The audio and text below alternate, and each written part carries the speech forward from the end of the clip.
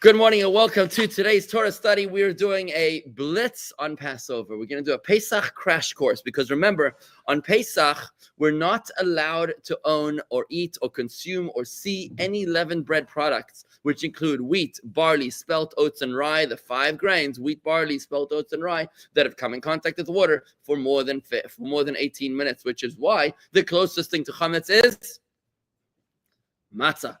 Matzah is the closest thing to chametz because when you make matzah, you take the wheat, barley, spelt, oats, or rye, and you mix them with water, and you make sure that it comes out of the oven before 18 minutes because after 18 minutes, bam, it's already fermented, which is, by the way, the reason why you'll notice that there's something called gebrux. What's gebrux? Gebrux means wet matzah. Matzah balls, for example, and according to the Chabad custom, is unacceptable on Pesach. Whoa, you just learned something.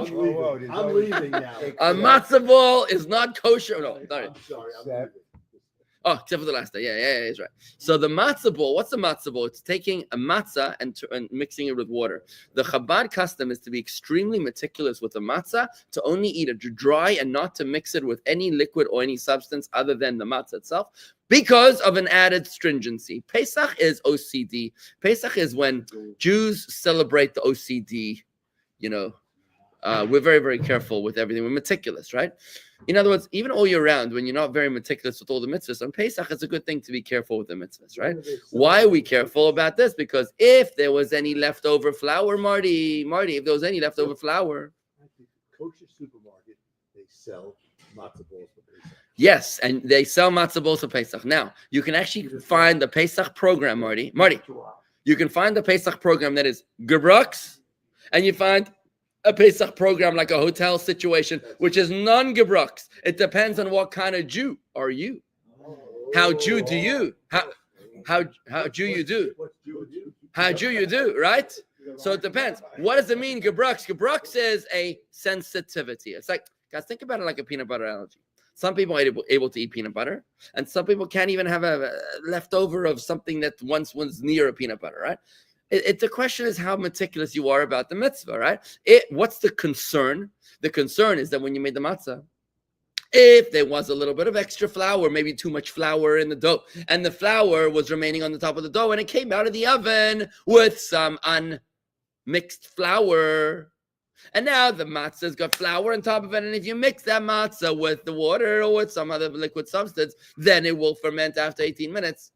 Look, it's very unlikely.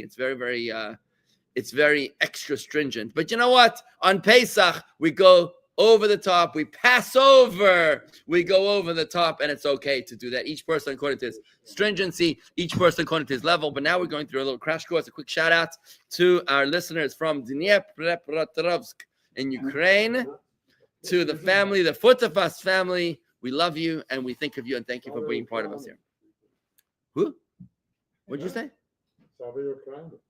Savvy Ukraina, yeah. Say it again?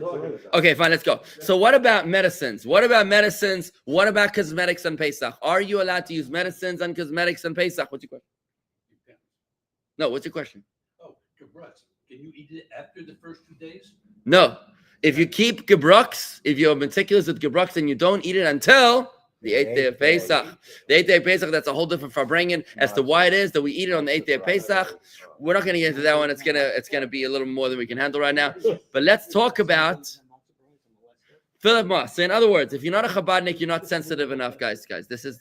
Do I detect a note of trauma here? Philip, be careful. Nobody's accusing you. Nobody's saying that they're better than anybody else. There's no condescension over here. You know what? Just because one guy does his thing, it doesn't mean that you're less than. Let the Chabadniks do their way. So in other words, does it bother you that the Sephardic eat rice on Pesach? Does that mean that you're evil or that you're bad because you don't eat rice, or you're good? Because nothing, guys. Relax. Take it easy. Deep breath work here, right? Okay? Everybody should do their own little thing. We're all part of the same nation. We serving God. Now, we serving God in different units. What does that mean, different units? So you have the infantry, and then you have the tank guys, and then you got the guys in intelligence, and then you got the guys in the Navy, then you got the guys in the air, in the Air Force, right? Now, not everybody's got the same weapons. The guys in intelligence don't need to carry a rifle like the infantry. And the guys in the tank units need to carry a tank while the helicopter unit needs a helicopter, not a tank. You give the helicopter guys a tank, it'll be a problem, right? And you give the intelligence guys a ship, they won't even know what to do with it. Each one's going to stay in their lane, right? So the Chabadniks, they do their Gebruks business, and the Sephardic, they do their rice business, and there's other observances and customs. You know what? Some people don't eat garlic on Pesach. It's a Chabad custom, by the way, not to eat garlic on Pesach. You know that? Why don't you eat garlic on Pesach? Is garlic like chametz? No. The reason is because the garlic is to be processed in factories or in fields that were near the chametz. So that's why people don't eat garlic today. Does that mean that you're evil if you eat garlic? It doesn't mean you're evil if you eat garlic. It's fine. If you don't eat garlic, go eat garlic. You go by your family custom. Let's talk about this, guys. Purell. Do you know that the owner of Purell is a member of our community? Yeah. The owner of Purell, his grandkids were here in shul this morning. Yep, that's right. The owner of Purell is a member of our congregation. Purell and hand soap in America are not made from chametz alcohol. They're made from kitniyot and are therefore permissible to use. What's kitniyot? Kitniyot means legumes. Kitniyot means that there are any types of seed that when planted produce seeds like rice, beans, peas, corn, legumes, peanuts, right? So kitniyot are 100% permissible. Ooh, Rochelle from Dubai, nice. They're 100% kosher for Pesach. However, the rabbis made an extra stringency. What does that mean? The rabbis made an extra stringency. It means, kitniyot means that the rabbis said, look, anything which can be ground into a flour and can be mixed with water and can look like chametz is also prohibited as an extra stringency, right? That's called kitniyot. And that's why not only are we careful to avoid the 5 grains when mixed with water, we're even careful to avoid anything which can be ground into flour that can be mixed with water, which is basically legumes like rice, right? And that's the reason why kitniyot is prohibited on Pesach, not by biblical decree, but rather by rabbinical decree. Now, how important is a rabbinical decree? Is it something you can backhandedly dismiss and say, it's just the rabbis? No, you can't do that. Because the Torah itself testifies and says that you must follow the rabbis of your time, whatever they tell you right or left, and which means the biblical decree tells us, gives a mandate to the rabbis to be able to enforce such decrees. And therefore, when the rabbis make a decree like that, it's binding. For example, when the rabbis prohibited the same exact thing when it came to meat and milk, and they extended the prohibition of meat and milk, of beef and milk, to chicken and milk. That was a rabbinic prohibition. The addition of chicken and milk, that doesn't mean that you can just backhandedly dismiss and therefore have your chicken parmesan sandwich. It doesn't mean that. What it means is that if the rabbis prohibited it, then it's got the backing of God Almighty, and that's the reason why we avoid kitniyot on Pesach. By the way, tomatoes and cucumbers are not kitniyot, thank God. Potatoes should be kitniyot, but they're not. They're not. Because if potatoes were kitniyot, we'd have nothing else to eat on Pesach. You can grind that up into a That's right. But the reason why potatoes are not kitniyot, Marty, is because we don't want to ask the question. The fact that the rabbis did not include the potatoes in the kitniyot ban is good. Let sleeping dogs lie. Don't go there. They didn't include it, so just don't go there. It's fine. Just let sleeping dogs lie. It's enough what the Torah already prohibited you from. Don't look for further stringencies, right? Ashkenazim do not eat kitniyot, but you don't need to sell them as part of chametz. The Sephardic Jews do not accept this prohibition. It was Ashkenazi rabbis that did it. Coffee beans, thank God, are not included, right? Quinoa should be avoided. What about if a baby depends on formula which is made out of kitniyot, right? And you'll notice on the packaging from Israel, on the baby formula, it says this baby food is kosher for Pesach, but it contains kitniyot. So now Ashkenazi babies, do we give Ashkenazi babies baby formula which has kitniyot, right? You may feed it to him, but make sure it doesn't have any actual chametz, right? So for example, if it's rice milk, it could contain chametz ingredients. You want to make sure that it's kosher for Passover, just that it contains kitniyot. You also want to make sure if you give it to Ashkenazi baby, you want to make sure that you give them a specific bottle for their formula and not to wash it with the regular Pesach sink, so that the washing dishes doesn't mix with the kitniyot bottle and the other bottles, right? Okay, so there's different customs, different communities. For example, radish, for example, garlic, and it depends on your community, depends on your family. If your grandmother did it one way, then stick to your family's tradition. For 8 days, you'll survive, right? By the way, remember Coca-Cola does change their bottle tops for Pesach. They change them from the red bottle top to the yellow bottle tops. Go to the store, you'll see the yellow Coca-Cola bottle tops. And the reason for that is they make the kosher for Pesach batch. Not that there's any chametz inside of Coca-Cola. There isn't.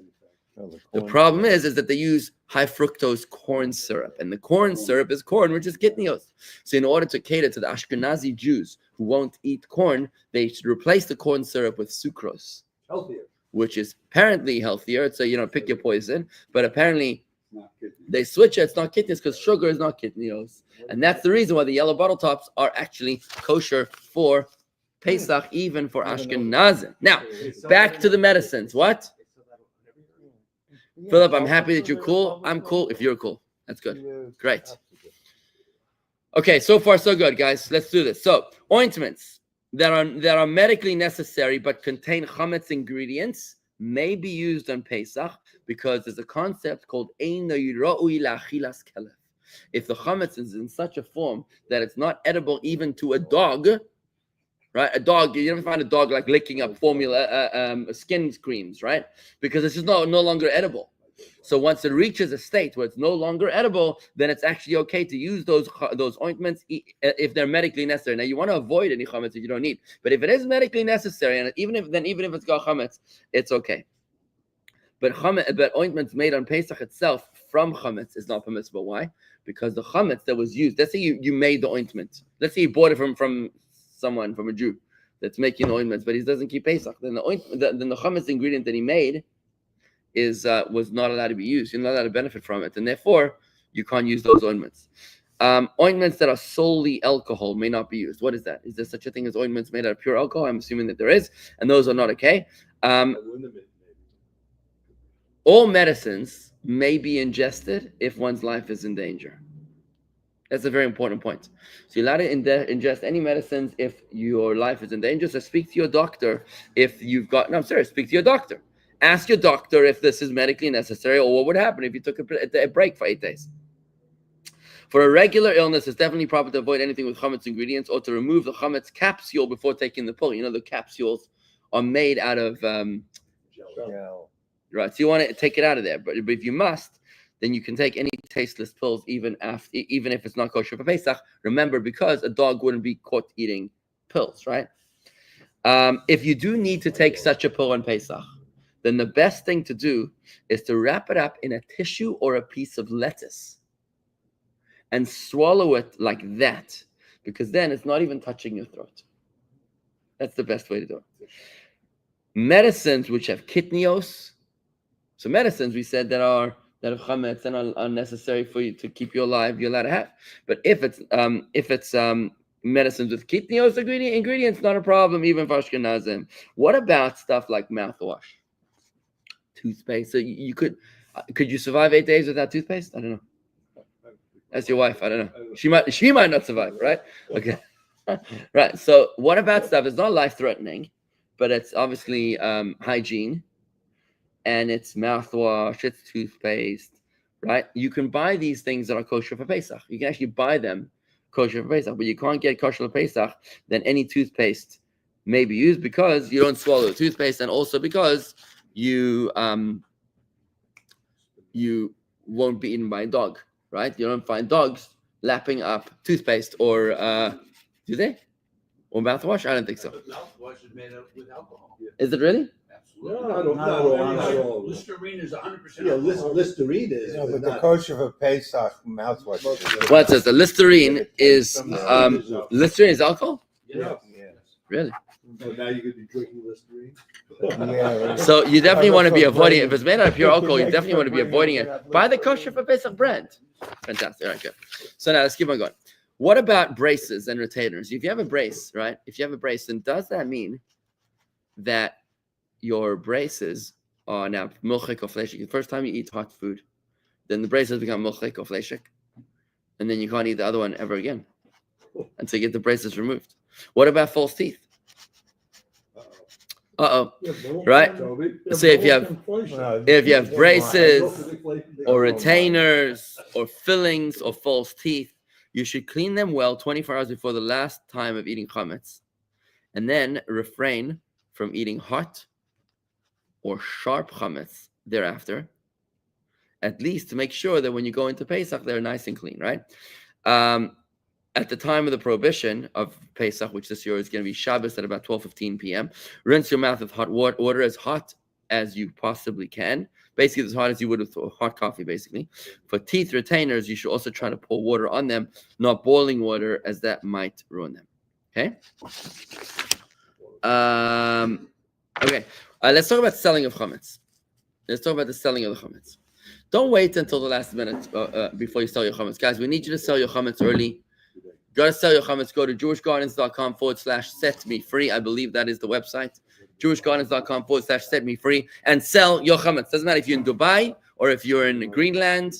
Doesn't matter where you are. Sell your chametz, folks. jewishgardens.com/set-me-free, because you're not allowed to own the chametz. You sell it to me, and I will then sell it to a Gentile before Pesach. Usually, when you sell the chametz, you want to make sure the areas in your house that was sold to the Gentiles should be clearly marked. The sale is real. You shouldn't enter that room during Pesach unless it's absolutely necessary. The sale is real, so you can't sell crumbs or chametz like in your car and say, I'm not going to clean my car. I'm just going to sell the crumbs in my car. You can't do that. You could sell the entire car, though.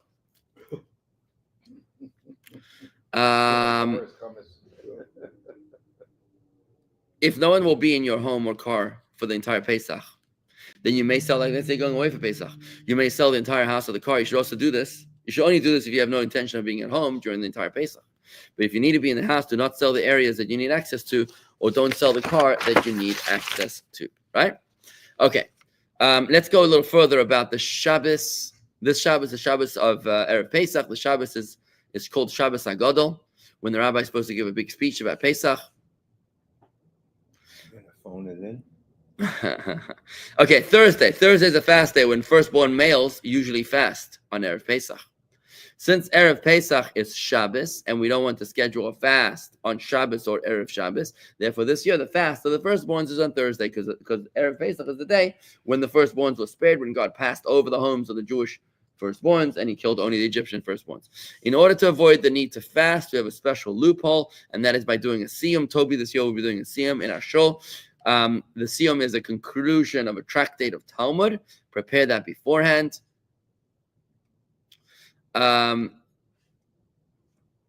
Okay, those who make a siyum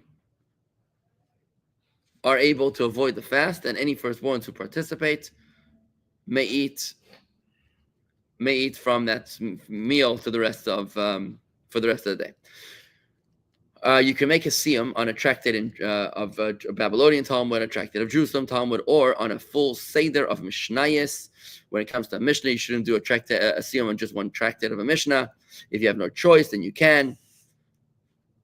If you heard a siyum over the phone or Zoom, it doesn't really count.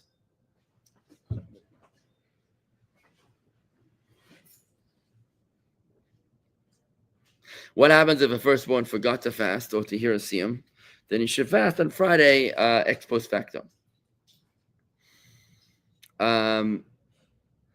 All firstborns need to fast, even if he's a firstborn to his mother or if he's a firstborn to his father.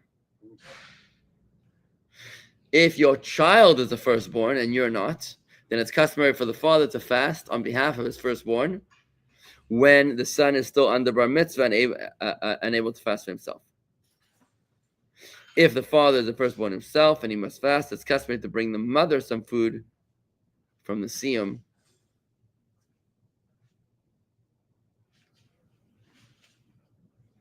But there's no need to be stringent if the mother did not participate. Okay. All right, let's go a little further. Let's talk about the checking of the chametz. You know what? I think we've spoken about the checking of the chametz. I'm going to skip that over. Let me see what else. We spoke about the 10 pieces that you're supposed to hide before you check the chametz. Right? You're supposed to check your workplace. Okay. Burning of the chametz, we said you're supposed to burn on this year on Friday. You should burn it by the time when the chametz will be prohibited on Shabbos, which is by 12:15 p.m., which is why we're doing it over here in our show. About 11:45, we're going to be burning the chametz here on Friday, but you technically could burn it the whole Friday. Okay. Now, let's talk about the Seder night. This is very important. Let's go a little bit into the Seder night. The Seder should begin at night. It cannot begin before nighttime. So this year, the nighttime doesn't begin until, let me tell you what time. Okay, so the nighttime this year doesn't begin until about 8:10 p.m., which means if you call your Seder for 4 p.m., what does that mean? You didn't do it on the right day. It's like, imagine you have a flight and your flight departs at 7:59 p.m., right? And you decided that you want to board the flight at 6:59 p.m. The problem is the plane's not there and the jet bridge is just, you're going to walk down the jet bridge. You say, I don't care if the plane's here or not. I'm boarding. So what's going to happen? You're going to break a leg. You're going to kill yourself or something. Walk off the jet bridge and into thin air. You're going to probably die, right? So you can't board the plane before the plane is ready for embarking, right? For loading, right? So therefore, you want to make sure that you start your Seder after nightfall. Now, what happens if your wife or your guest already called the Seder for earlier? Here's what you do. You eat the meal first. Eat the meal. Knock yourself out. Eat the whole meal first. And then let's say you called it for 7 o'clock, right? So you eat the meal 7 to 8:15. At 8:15, now you start Kiddush. You wash the hands. You do the karpas, the vegetable in the salt water. You break the matzah. You say the manishtana. You do the 4 questions, right? You do the Haggadah, right? You do the matzah. You do the mar. Any of that stuff, any of the 15 steps of the Seder that you do before nightfall doesn't count, folks. It just doesn't count, right? And that's why you want to make sure that you start the Seder as early as possible in order to keep the children awake. The most important people at the Seder are the children, by the way, because this is the night of Jewish education. It's the night of transmission of tradition, of Dor Vador. So you want to make sure that you engage the children. I want to encourage you folks to do the following. Come up with stimulating questions for the kids.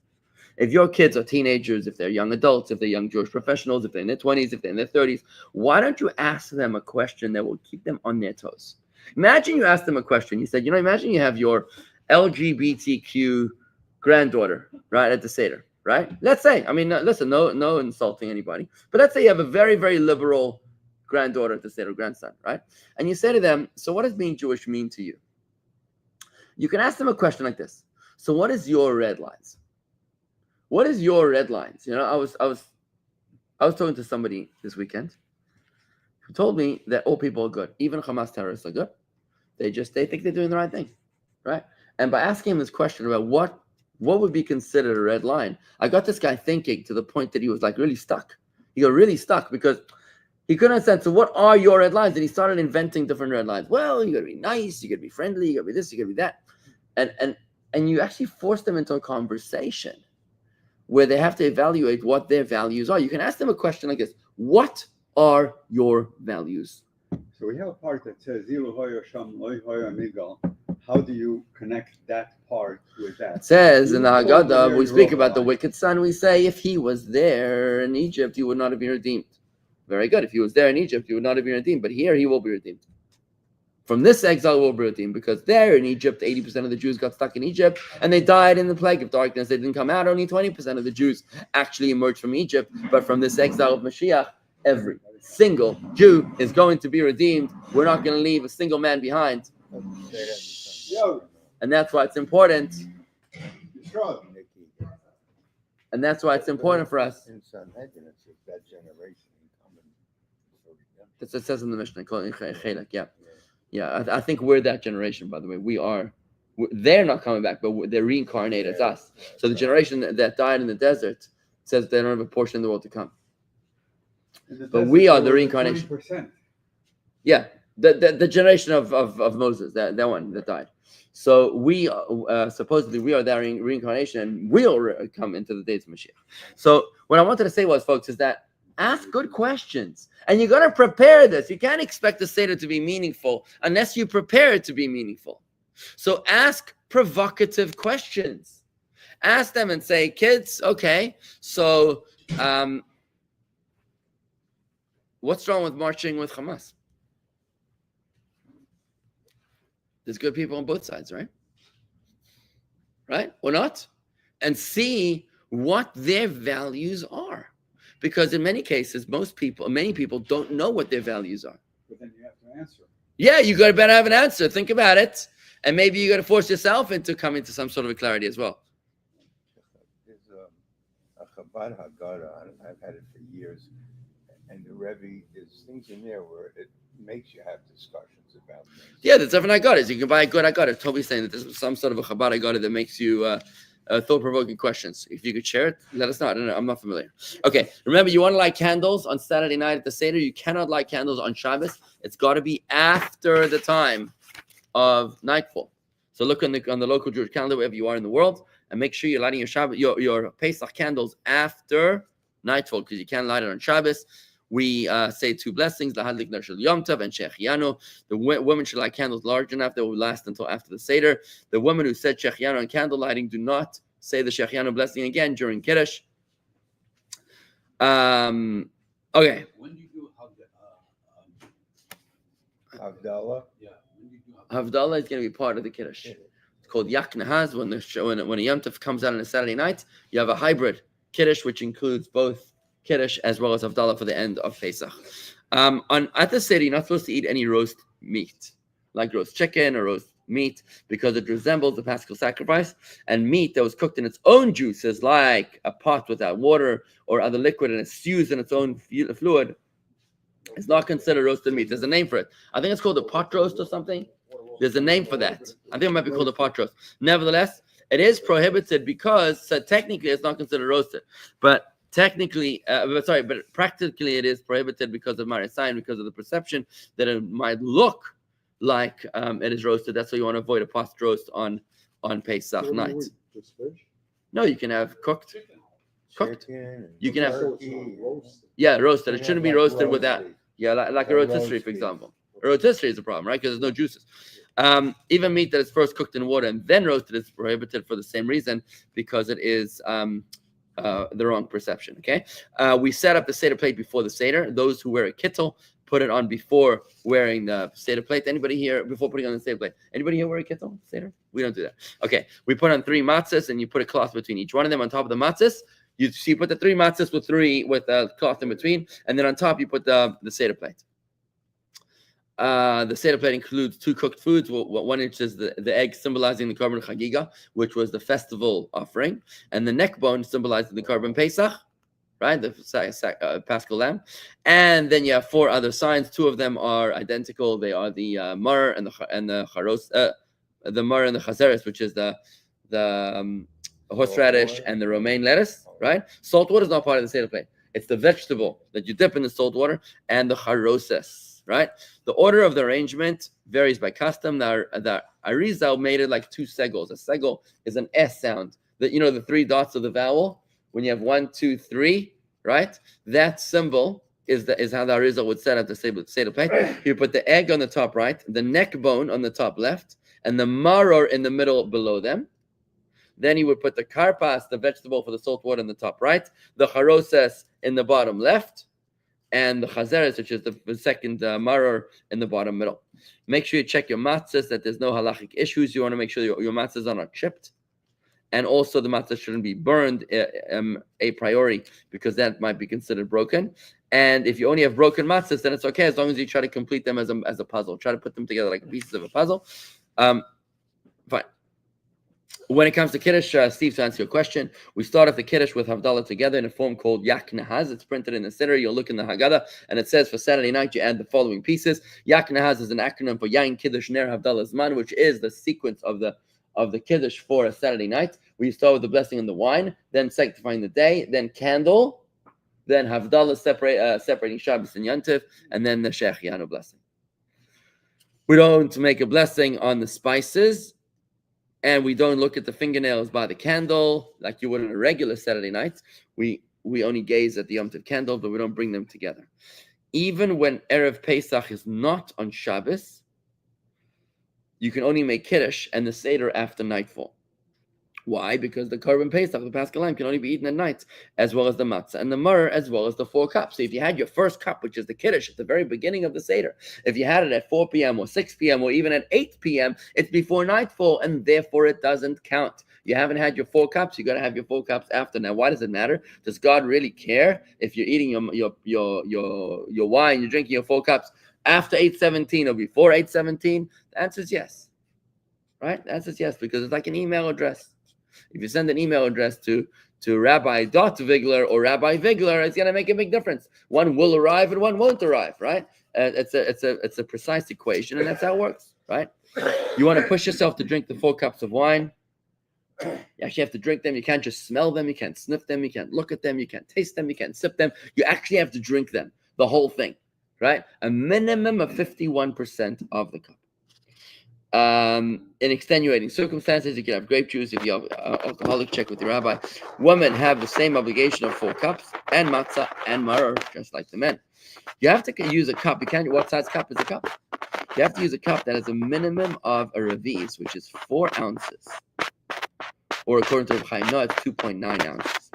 The kiddush year-round, drinking a majority of the cup is sufficient, but for the 4 cups, it is proper to drink the whole cup. It's only ex post facto that if you drank 51%, then you're okay. Okay?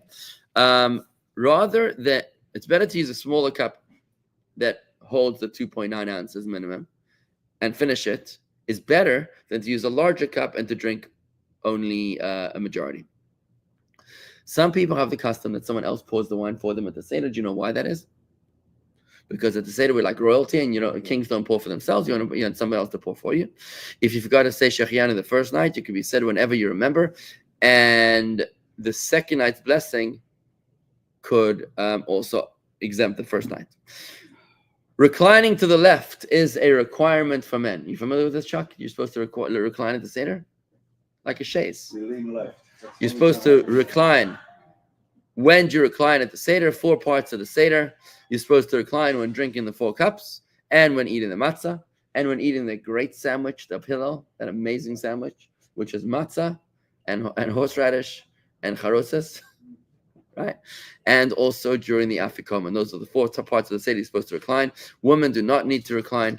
After washing your hands the first time, which is the urchat before the wet vegetable, you shouldn't speak until after eating the vegetable, which is dipped in the salt water.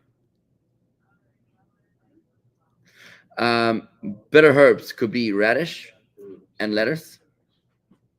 Use romaine lettuce. Romaine lettuce, even if it's sweet, since part of the bitterness was the Egyptians' initial kindness, which later evolved into bitterness. So even if your bitter herbs have partial sweetness, it's okay, because the Egyptians persecuted the Jews by first starting off with kindness, right? That's how they got them into the slavery. When you say the blessing of Asher Ge'alanu, which is at the end of the Magid of the Haggadah, we reverse the order on a Saturday night. You say first the Pesachim and then the Zvachim. First the Paschal lamb, then the offerings. When the door is open for Elijah, it is a very opportune time to pray for your needs. At that time, you say that God does whatever we do. And when God asks us to open the door, it means that He also opens His door. So that's the time when you open the door for Elijah, you should ask for anything that you need. And that's a wrap for today's crash course. Hopefully we'll finish it tomorrow.